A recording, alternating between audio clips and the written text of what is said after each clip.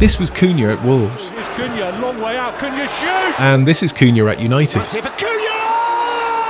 Matheus Cunha! This was Cunha again at Wolves. Sweeping it! Oh my word! And this is Cunha again at United. Matheus Cunha into the penalty area. Cunha scores for Manchester United! The Premier League has a serious problem.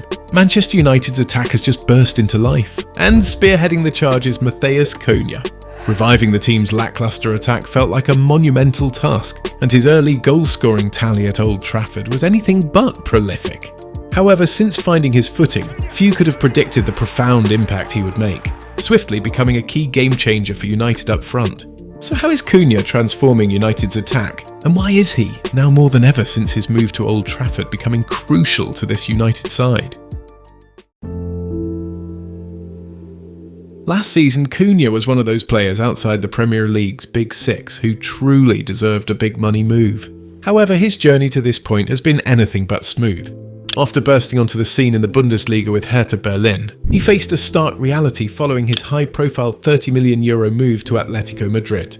There he found himself sidelined, starting just 10 league games in a troubling 2 years and ultimately missing out on the Brazil squad for the 2022 World Cup, a setback that could have dimmed the brightest of futures. After joining Wolves on loan midway through the U22-23 season, his start there was rocky as well as he struggled to adapt to the pace and physicality of the Premier League and managed just 2 goals in 12 starts. However, under managers Gary O'Neill and then Vitor Pereira, Cunha rediscovered his scoring touch and went on to contribute to 38 league goals, around 39% of Wolves' total goals over the last 2 seasons. And despite playing for a team that finished 16th last season and 14th the year before, he still recorded more goals and assists in either season than any United player. Seriously, he was practically stat padding and at a relegation-threatened team, no less. What's more, as if to kickstart a villain origin story and silence critics in Brazil regarding his omission from the previous World Cup, Cunha's 15 league goals last season took him level with Roberto Firmino and Gabriel Martinelli for the most goals by a Brazilian player in a single Premier League season. And had he not missed 6 games due to suspension for his MMA antics, he would have likely surpassed those big names. Having thrived playing off of Jurgen Strand Larsen up top, his impressive goal return underscored the immense attacking responsibility he shouldered for Wolves, almost single-handedly keeping them in the Premier League for 2 consecutive seasons. It was clear that he was ready for a new challenge. By the way, if you're enjoying the video so far, we'd be incredibly grateful if you subscribed. Your support helps us grow and continue creating the content you love. Never mind what his stats showed. United have had first-hand nightmares of Cunha over the past 2 seasons. He first terrorised the Red Devils on the opening match day of the 23-24 season, which they scraped by 1-0 thanks to a highly controversial decision not to award Wolves a stoppage time penalty. In that game, Cunha repeatedly carved his way through United's defence like a hot knife through butter and came close to scoring on several occasions, including hitting the post and firing just wide. Obviously United won 1-0, but that was when, personally, and I think a lot of people really took notice of you at United. In the return fixture, he provided an assist in Wolves' thrilling 4-3 win at the Molineux, and was once again their talisman in a 2-0 win at the same ground last season, scoring a breathtaking Olympico directly from a corner. As a United fan, I felt physically sick watching Cunha, if I'm being honest with you. But hey, if you can't beat them, buy them. And so Cunha naturally became a transfer target for United as they sought to revitalise their attack, which had barely averaged 1.2 goals per league game last season. In stark contrast with Rasmus Højlund and Joshua Zirkzee managing only 7 league goals between them, utterly diabolical. Cunha's 15 league goals, plus an additional 2 in the FA Cup, highlighted his scoring prowess.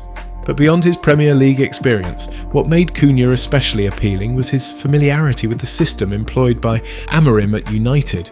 Having played as the left-sided number 10 in a 3-4-2-1 under Pereira since December 2024, he was well suited to make an immediate impact. This was the no-brainer.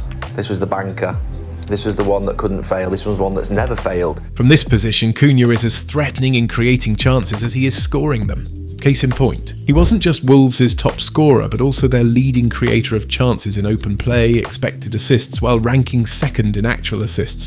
Cunha also had more take-ons in the league than any of his teammates, and with a deft touch that contradicts his 6-foot frame, he is capable of driving his team forward single-handedly with his close control.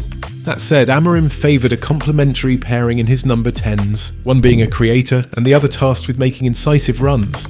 But while fellow summer arrival Brian Mbeumo quickly settled into the latter role, Cunha would end up struggling to adjust to Amorim's tactical demands.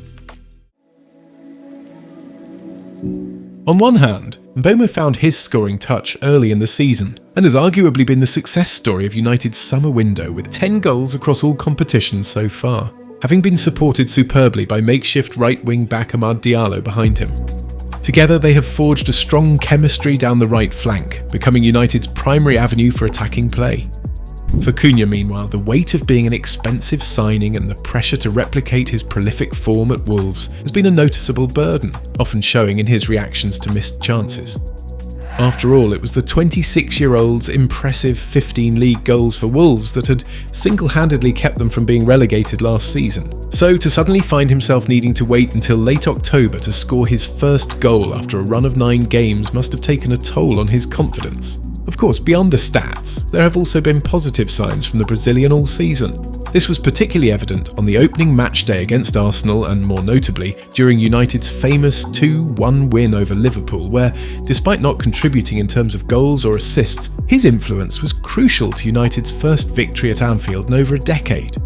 As the number 10s in Amorim's 3-4-2-1 system, both he and Mbeumo injected new life into United's transitional attacks, by being able to better protect possession in the final third and steer clear of the heavy touches and slack passes that used to plague United's attacking rhythm.